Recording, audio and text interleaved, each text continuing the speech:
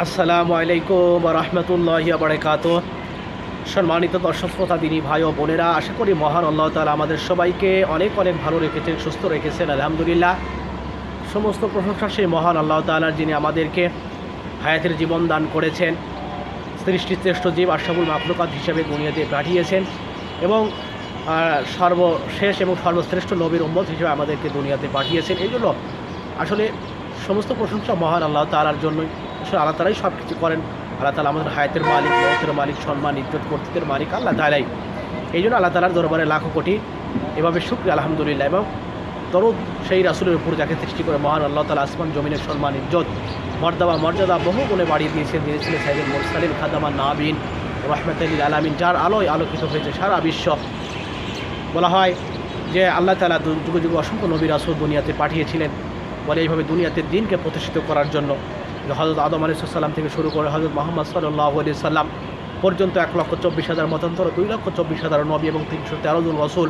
আল্লাহ তাআলা সময়ের বিবর্তনে কালে কালে যখন যেখানে প্রয়োজন বিভিন্ন গোত্রে, বিভিন্ন দেশে ইত্যাদি ইত্যাদি জায়গায় আল্লাহ তাআলা প্রেরণ করেছেন। উদ্দেশ্য একটাই ছিল, মানুষকে হেদায়েত, মানুষ কীভাবে হেদায়েত পায়, জাহান্নাম থেকে মুক্ত হয়ে কীভাবে জান্নাতের দিকে বলে অগ্রসর হয়। তো এইভাবে এই সিলসিলায় চলে আসতেছিল। কিন্তু হযরতে ঈসা আলাইহিস সালাম যাওয়ার পরে হযরত মুহাম্মদ সাল্লাল্লাহু আলাইহি সাল্লাম আসার আগ মুহূর্ত পর্যন্ত বেশ কিছু সময় বলে দিনের দাওয়াতের কাজ বন্ধ থাকার কারণে এই যুগটা আইয়ামে জাহিলিয়াতের বলে যুগে রূপান্তরিত হয়। অন্ধকারাচ্ছন্ন যুগ এবং বর্বরতার যুগ হিসেবে এটাকে আখ্যায়িত করা হয়েছিল। আর এই যুগে আল্লাহ রাসূলকে দুনিয়াতে পাঠানো হয় এবং আল্লাহ রাসূল যখন দুনিয়াতে আসেন বলে যখন জবরদস্ত মেহনত শুরু করেন, মানুষের দ্বারে দ্বারে বাড়ি বাড়ি যখন দিনের দাওয়াত পৌঁছান, বলে এই মানুষগুলো সোনার মানুষে বলে রূপান্তরিত হয়ে গিয়েছিল। বলে যাদের নাম শুনলে বলতে রাদিয়াল্লাহু তাআলা আনহু, সেই রাসূল বলে যেই রাসূল এইভাবে উম্মতের জন্য সারা জীবন ফিকির করে গেছেন, এভাবে কষ্ট করে গেছেন, মুজাহাদা করে গেছেন। এবং সেই রাসূল সেই রাসূল বলে যিনি উম্মতের জন্য ইয়ামাল কিয়ামতের কঠিন দিনেও এইভাবে কি চিন্তা ফিকির করবেন।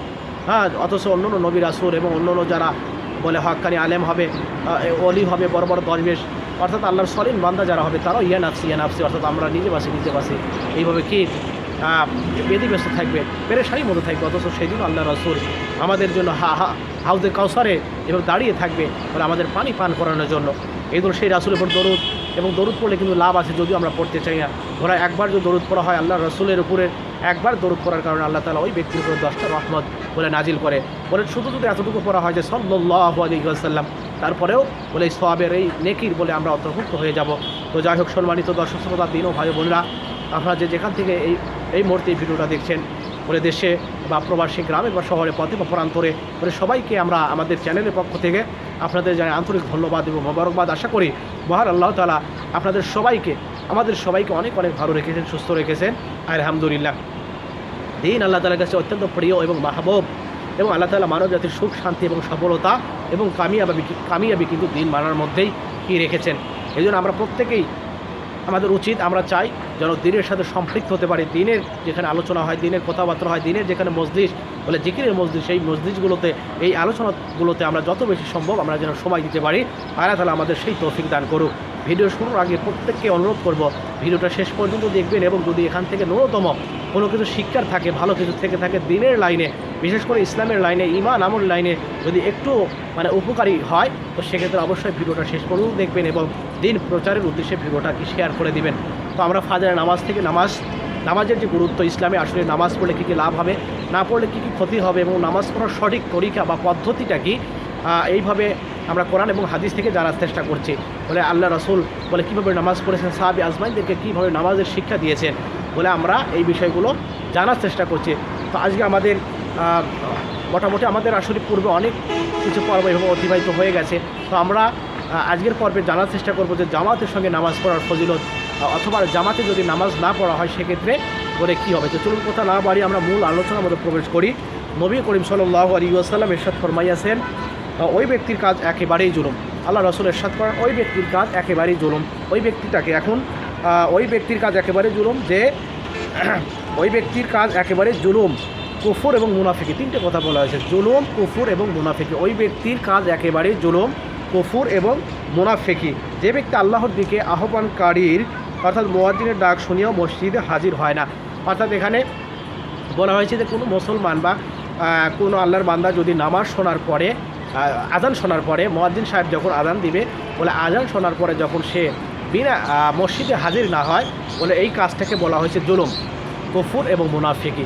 আমরা সকলে জানি জুলুম সবচেয়ে বড় একটা গুনাহ, মুনাফিকি একটা বড় গুনাহ। বলা হয়েছে মুনাফিক সবচাইতে জাহান্নামের অতই বহাবর, অর্থাৎ সবচাইতে নিচে অবস্থান করবে মুনাফিক। আর এই মুনাফিক কিন্তু হবে মুসলমানদের মধ্য থেকে। তো বলা হলো জুলুম, কুফর এবং মুনাফিকি। এইটা যারা শুধুমাত্র মুয়াজ্জিনের আজান শুনে বলে মসজিদে গমন না করবে, বলে তাদের ব্যাপারে এই কথা বলা হয়েছে। ফায়দা, উক্ত হাদিস শরীফে কত কঠোরভাবে সতর্ক করা হইয়াছে এবং ধমক দেওয়া হইয়াছে যে যাহারা জামাতে হাজির হয় না তাহাদের এই কাজকে কাফের এবং মুনাফিকদের কাজ বলা হইয়াছে। যদিও আমরা মুসলমান এবং আমাদের বলে ইসলামের আমাদের আসলে অনেক মর্যাদা, অনেক সম্মান, অনেক দাম, তারপরে বলে এই কাজ যদি আমরা করি, বলে এই কাজকে মুনাফিকদের সাথে কি তুলনা করা হয়েছে, মুনাফিকদের কাজ বলা হইয়াছে। যেন এমন কাজ মুসলমান দ্বারা হইতেই পারে না, মানে এমন কাজ যেন মুসলমানের দ্বারা হইতেই পারে না। আর এক হাদিসে ইরশাদ হইয়াছে, মানুষের দুর্ভাগ্যের জন্য ইহাই যথেষ্ট যে মুয়াজ্জিনের আযান শুনিয়া মসজিদে হাজির হয় না। আর একটা হাদিসে অনুরূপভাবে এইভাবেই নকল করা হয়েছে যে মানুষের দুর্ভোগের জন্য এটাই যথেষ্ট যে মানুষ আযান শুনে অথচ কি মসজিদে হাজির হয় না। হযরত সুলাইমান ইবনে আবি হাসমা রাদিয়াল্লাহু তাআলা আনহু খুবই উচ্চ মর্তবার সাহাবী ছিলেন। তিনি হুজুর সাল্লাল্লাহু আলাইহি সাল্লামের জামানায় জন্মগ্রহণ করেন, কিন্তু অল্প বয়স হওয়ার কারণে তাহার নিকট হইতে হাদিস বর্ণনা করার সুযোগ হয় নাই।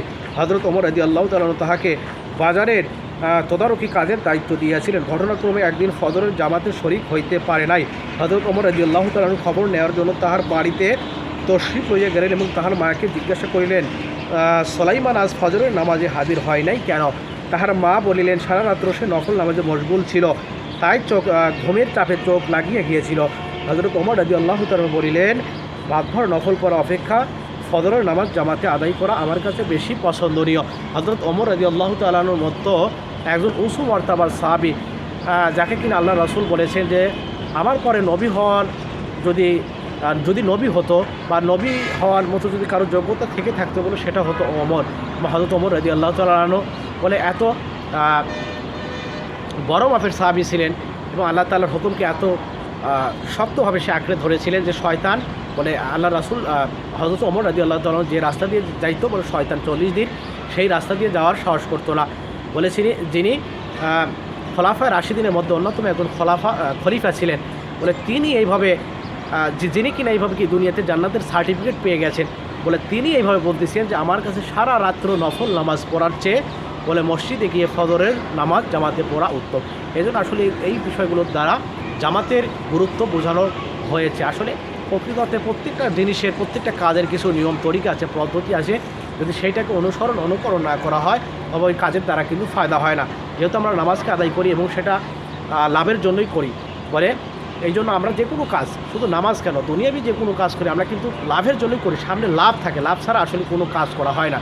তো নামাজও আদায় করি, লাভ আছে বলে নামাজ যেহেতু বেহেশতের চাবি, বলে নামাজের সাথে যেহেতু বেহেশতের সম্পৃক্ততা রয়েছে কাজেই বলে আমরা নামাজ এই জন্য আদায় করি যে আল্লাহ তাআলা এই নামাজের বরকতে আমাদেরকে জান্নাত দান করবেন এবং দুনিয়াতে যত জরুরত আছে বলে নামাজের দ্বারা আমাদেরকে পুরা করবেন।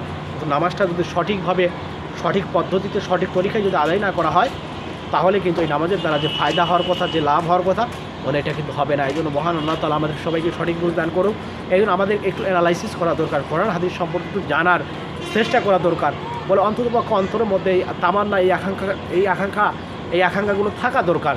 যদি আমরা না জানার চেষ্টা করি তাহলে আমরা কি মানতে পারবো না। আসলে মানার জন্য, আমল করার জন্য আমাদেরকে জানতে হবে এবং জেনে সঠিক তরিকায় আল্লাহ রাসূলের সুন্নাত তরিকায় আমল করতে হবে, তাইলে সেই কাজের দ্বারা আমাদের ফায়দা হবে। মহান আল্লাহ তাআলা আমাদের সবাইকে সঠিক বুঝ দান করুন। ভিডিওটি যদি ন্যূনতম ভালো লেগে থাকে, যদি ন্যূনতম কোনো কিছু এখানে শিক্ষার থেকে থাকে তো অবশ্যই ভিডিওটা আপনারা শেয়ার করে দেবেন এবং পরবর্তী ভিডিও পাওয়ার জন্য আমাদের সঙ্গেই থাকার চেষ্টা করবেন। সবাইকে অসংখ্য ধন্যবাদ। আসসালামু আলাইকুম ওয়া রাহমাতুল্লাহি ওয়া বারাকাতুহু।